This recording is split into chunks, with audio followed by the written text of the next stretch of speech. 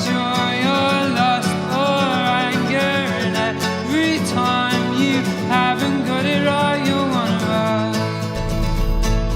Welcome to Sensible Secondhand Classics, the series where we look at practical, nostalgic cars that you can buy for between £1,000 and £5,000 that are over 15 years old. This is a 1999 Mercedes-Benz SLK 230 Kompressor. This is the R170 version. It's owned by Stephen from the Stephen's Wheels channel. But is it any good? Should you care? Let's find out, shall we?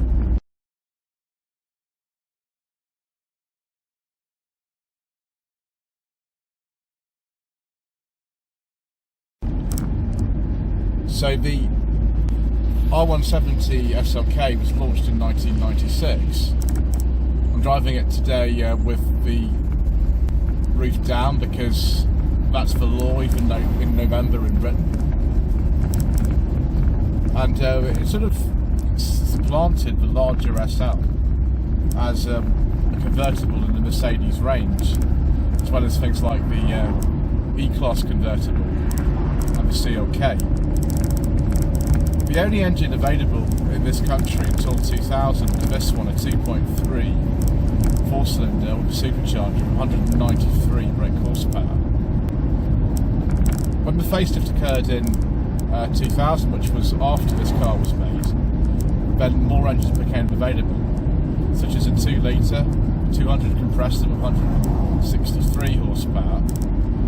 The 230 compressor got a power upgrade, 297 horsepower at the time, and then two V6 engines, the SLK 320 with 218 horsepower, and then the very, very rare SLK, camera there, SLK 32 AMG with 354 horsepower. I don't know why my camera mount is shaking around. It's probably, I don't know, the sort of rigidity of the car, which should be alright considering we've got a folding metal roof, but maybe it's not. I don't know why it's moving down as well. We'll have to look at that in a second.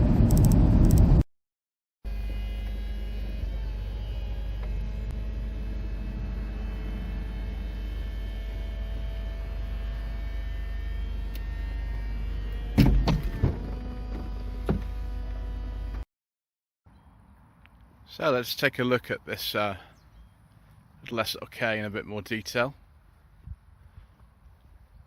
Considering it's based on the W202 C-Class, imagine the wheelbase is similar. It's so much shorter than one of those. I think this pre-facelift guys with the black sills and the black door handles, it has a sort of certain, I suppose, sort of retro appeal really. Tail lamps remind me of a sort of S-Class that came out in 1998 really. This particular example was a £500 car when it was bought. It's been improved a lot since then. Stephen's done a lot of work to it. But unfortunately it's going to need some more because the certain bits of the car which have been painted need painting again soon are just starting to sort of bubble a bit. Main areas of corrosion on here are things like the sills, and you can just see kind of here at the bottom of the wheel arch, that's that sort of area. And right at the front of here we can see that the arches are very good on this car, but it's just about tiny to blister a tiny little bit, which is a real pain actually because it's been done recently. But yeah, it looks good. I can't believe he paid £500 for this car. Obviously you can't really buy them in anywhere sort of decent condition for that money anymore. Prices start probably about £1,500 for a sort of reasonably good one, but you probably want to be paying £2,000–3,000 now for a decent SLK. So yeah, it looks good. Facelift occurred a bit after this. It was in 2000 when they introduced more engine options. So for a long time this was the only model available from 96 till 2000. It was a 230 compressor with the automatic gearbox.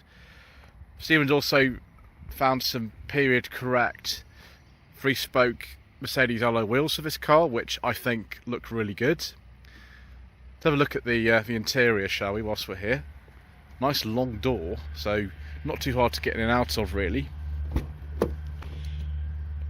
years ago I filmed a Chrysler Crossfire on the channel, and I didn't really like it very much. The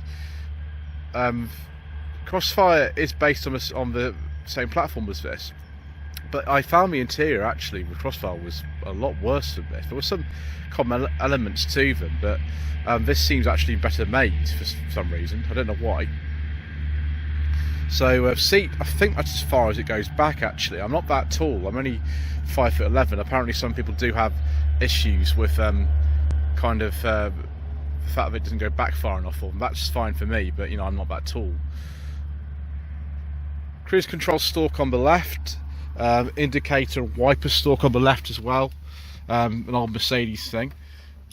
Got the heating and ventilation here. It's got dual zone, I wouldn't call it climate control, I call it dual zone aircon in this car. EC I think is the economy mode, so you can turn the air conditioning off.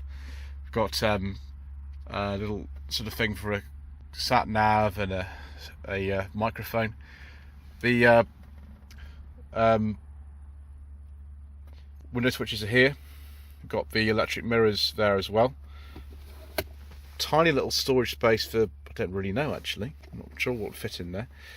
One interesting thing about this car is that the handbrake's a normal handbrake. It's not a sort of full operated parking brake like it is on a W202 C-Class, which I think probably suits the car better. I don't like foot operated parking brakes, particularly on manual cars. I've driven a W202 C200 with a foot operated parking brake, and it was a pain in the bottom actually.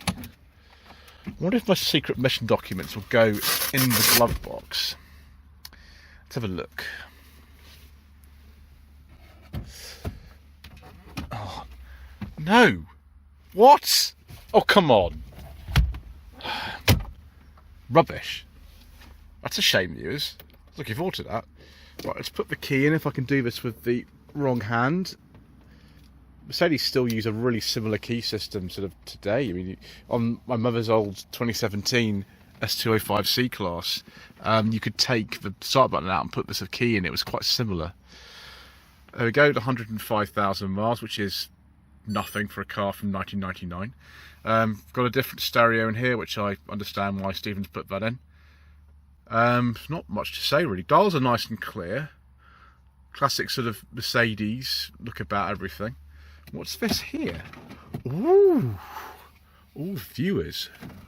I'm not quite sure what you're going to put in there. I mean, I don't think it even fits like a modern mobile phone, but maybe back in like 1996 when these were new, you could put, I don't know, your Nokia, whatever it was, 5110 or something was back in the day. Is that something as well? Ooh, ooh. Yeah. Hang on, the cigarette I just done, that's just a bit of cigarette lighter.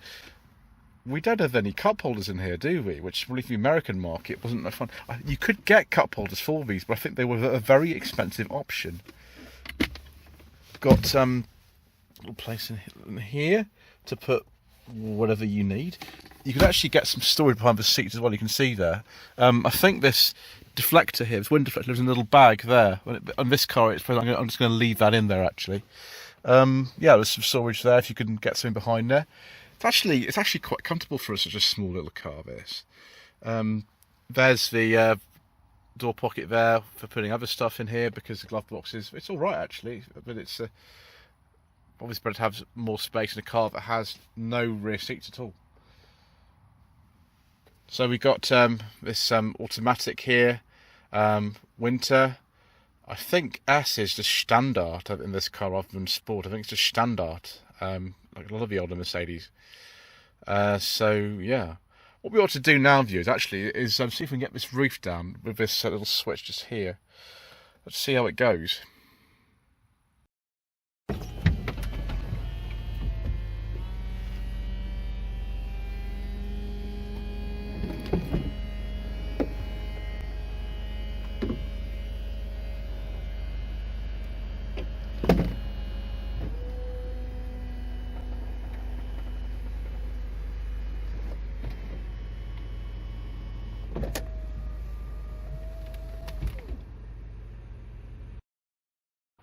Oh yes, excellent. Now, we've seen one of the main problems with these cars just now, we're looking at the sort of rust. Actually, this car's in great condition considering how old it is. Stephen's worked hard to fix a lot of the issues on it. The other thing is the roof. The roof on this is absolutely perfect, works beautifully. I think the top went down in less than 30 seconds. Fantastic. You just need to hold that little red switch there and it works. Car looks, you know, good with the top up. It looks fantastic with it down. Right, let's have a look at the engine. So this is one of the earlier models. So this 230 compressor produces about 193 horsepower. It's called the M111 engine. It was used in Mercedes from, I think the first car to use it was the W202 C-Class in 1993. And it was used, I think, until the late 2000s. Generally, the engines are okay. We'll go into some more specifics about them in a little while. Very occasionally, these engines do blow head gaskets, but you have to have a very old car with very high mileage that's been neglected for that to happen. So yeah, it didn't look too difficult to service this or anything. Obviously, the platform was similar to the W202. Very massive strut, that, isn't it? Chain driven, like I think all Mercedes-Benz engines for years have been chain driven. Not much to say about that. Well, again, I'll have a look at some of the more common things to look out for. There's a list I found of them. It's quite long, so we'll have to skip some of them. But yeah, what an agreeable car for not much money. Actually, what we'll do before we look at the engine is have a look in the boot. Ooh. Oh dear. That's not very good, viewers. I mean, it has a low capacity apparently of 355 litres, but that is a narrow little thing to get in there.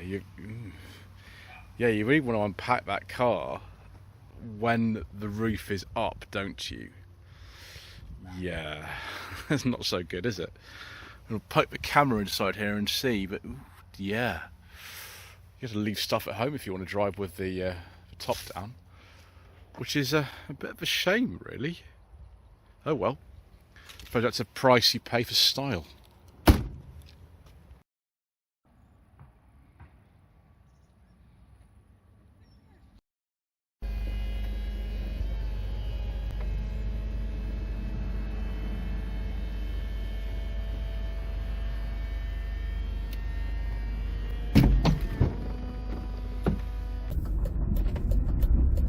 So, I just stopped and put the roof up.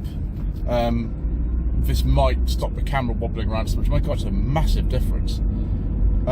Also, you probably hear me a bit better as well, but you know, we've got the wind and hair motoring experience.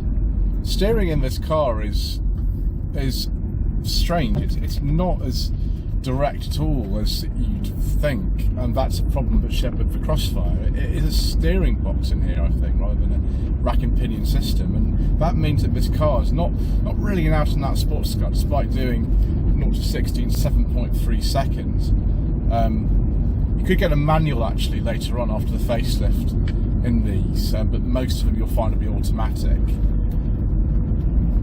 Plenty of power actually from this 2.3 supercharged engine. Compressor just been supercharged in German. So yeah, it's good going up these hills. We're very near Shelsley Walsh here actually, but I'm not tempted to take it up there today. Apart from the steering feeling a bit sort of remote and a bit vague, the ride is quite good. A lot of structural rigidity with this roof actually up. The only thing is, I keep having this this image in my mind of Mr. Hunter from the Jeff Buys Cars channel. He drove one of these a few years ago, saying that he'd just rather have a Z3 or an MX-5. And I've driven every generation of MX-5, the NB, the NA, NB, NC, and ND, and I quite like all of them. I prefer the later ones personally, but this is just quite a nice car. It feels a bit more sort of relaxed. It's not an all out and out sports car where you sort of want to press on. It just feels a lot more like you want to cruise.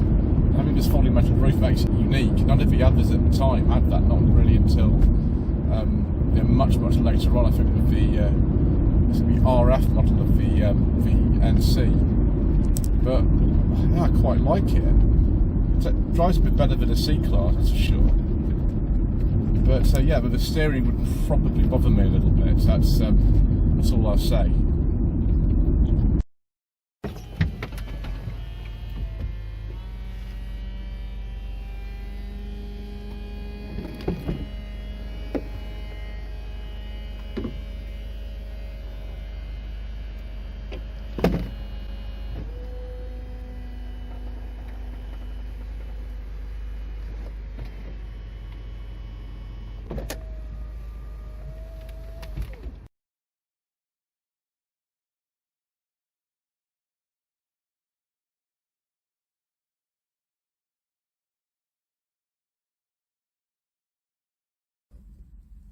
Let's look at some of the common R170 SLK issues then. So first thing seems to be rust, and apparently the facelift cars are worse. So I looked at the rear arches, the sills, the front wings, the front suspension cups apparently are a problem, and the rear subframe mounts. Seals can be a bit of a problem, damp can get in.